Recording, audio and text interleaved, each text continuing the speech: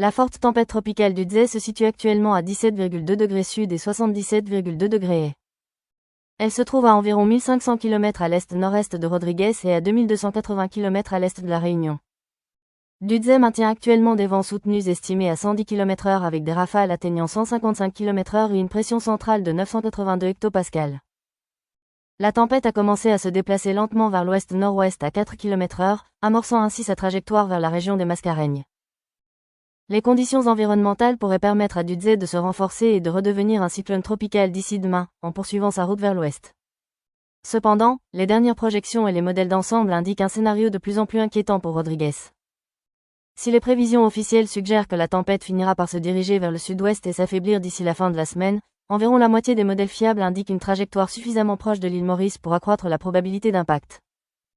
La dispersion observée sur ces cartes indique que, même si un impact direct n'est pas garanti, la marge d'erreur se réduit considérablement pour les îles les plus à l'est. Il est fort probable que Dudzé s'affaiblisse et redevienne une forte tempête tropicale, voire une tempête tropicale modérée, avant d'atteindre la longitude des îles. Cet affaiblissement serait dû à des changements structurels internes et à un potentiel entraînement d'air sec, ce qui pourrait entraîner des impacts bien moindres que ceux redoutés actuellement. Si cette tendance se confirme, les îles pourraient ne subir que des effets périphériques tels qu'une augmentation de la couverture nuageuse et une houle modérée, plutôt que des vents destructeurs.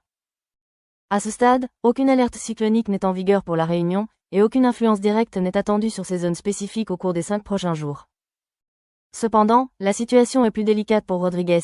Une détérioration des conditions météorologiques ne peut être exclue à l'approche du système par l'est ce week-end. Nous suivons la situation de près et, à mesure que les courants directeurs se préciseront au cours des prochaines 24 heures, nous pourrons mieux évaluer si le scénario d'une situation critique ou celui d'un affaiblissement est le plus probable.